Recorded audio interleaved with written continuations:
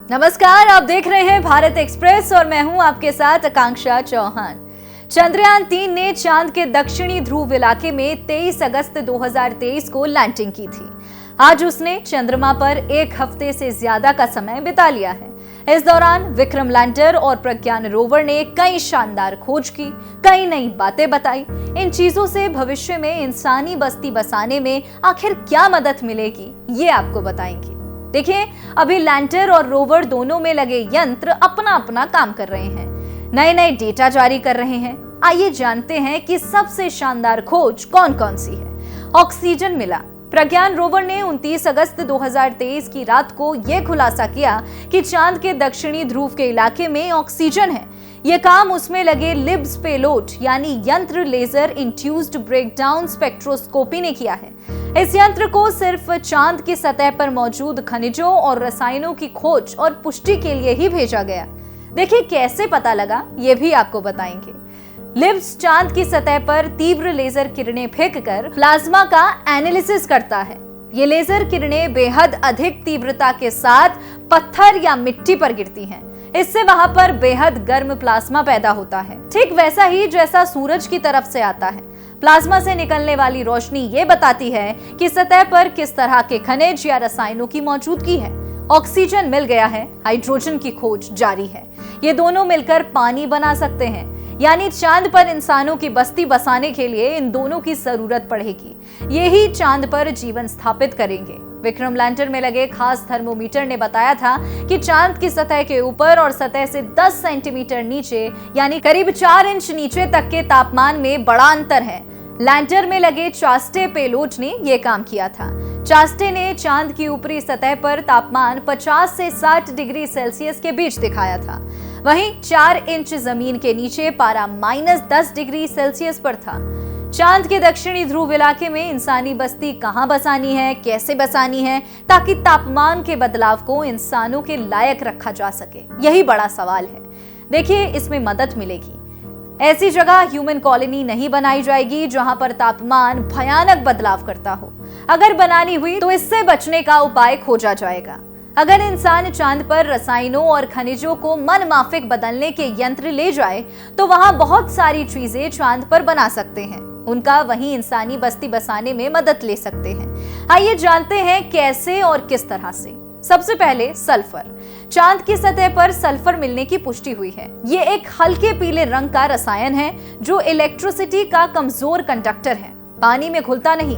ये सोना और प्लैटिनम को छोड़कर सभी धातुओं से रिएक्ट करता है, जिससे सल्फाइड्स बनते हैं। अब वहां इसका क्या इस्तेमाल हो सकता है? देखिए, सल्फर की मदद से एसिड, फर्टिलाइजर, कार बैटरी, तेल रिफाइनिंग, पानी की सफाई, खनिजों के खनन में इस्तेमाल किया जा सकता है। यानी सिर्फ यंत्र लेकर जाना है, वहां पर ये सारी चीजें संभव हो सकती हैं। अगली बात एल्यूमिनियम की। चांद की सतह पर भारी मात्रा में एल्यूमिनियम भी मिला, यानी इंसानों के पास सैकड़ों प्रकार की चीजें बनाने का सामान मिल गया है चांद पर। इससे एस्ट्रिजेंट बनता है। एल्यूमिनियम फॉस्फेट की मदद से कांच बनाया जाता है। सेरेमिक, पल्प या paper products, cosmetics, paint, varnish, धातु की प्लेट जैसी तमाम चीजें बनाई जाती हैं। यह हल्का और मजबूत होता है। इनसे गाड़ियां, बर्तन, खिड़कियां या इंसानी बस्ती की दीवारें, छतें आदि बनाई जा सकती हैं। यानी इनका इस्तेमाल इंसानी बस्ती में बेहतर तरीके से किया जा सकता है। कॉइल बनाए जा सकते हैं, कैन्स बनाई जा सकते हैं, फॉइल बनाया जा सकता है, कई प्रकार की चीजें बनाई जा सकती हैं। कैल्शियम भी मौजूद है। चांद पर इसकी मात्रा भी पर्याप्त है, यानी इनका इस्तेमाल कई तरह के मेडिकल प्रोडक्ट्स में हो सकता है। कैल्शियम कार्बोनेट की मदद से सीमेंट या मोर्टार बनाया जा सकता है। कांच बनाने में मदद मिल सकती है। टूथपेस्ट में डाला जा सकता है। दवा, खाद्य पदार्थ बनाने, पेपर ब्लीच, इलेक्ट्रॉनिकल इंसुलेटर्स और साबुन बनाने में मदद मिल सकती है। लोहा। चांद की सतह पर लोहा मिलने की पुष्टि हुई है। यह ऐसा तत्व है जो पूरी पृथ्वी, हर जीव, हर इंसान में पाया जाता है। यह हमारे खून में भी मिलता है और जमीन की मिट्टी में भी। इसका इस्तेमाल तो कहाँ नहीं किया जाता, सवाल यह है। दवाओं में, ढांचों में, यातायात के सामान यानी कारें, जहाज, विमान बनाने में, युद्ध के मैदान में, हर जगह इसका इस्तेमाल किया जाता है। क्रोमियम शरीर के लिए जरूरी है। क्योंकि ये कार्बोहाइड्रेट को खा जाता है, मोटापा घटाता है, प्रोटीन को तोड़ने में मदद करता है, डायबिटीज नियंत्रित करता है, कई तरह के एलॉय बनाने में मदद करता है, जैसे कि स्टेनलेस स्टील, लेदर प्रोडक्ट्स की ट्रेनिंग में मदद करता है। मतलब ये एक ऐसा प्रोडक्ट है जो लोहा और एल्यूमिनियम के साथ मिलकर कई तरह के शानदार उत्पाद बना सकता है। ये इंसानों के काम की चीज है, टाइटेनियम। देखिए, दुनिया का सबसे मजबूत और हल्के वजन का धातु टाइटेनियम ही है।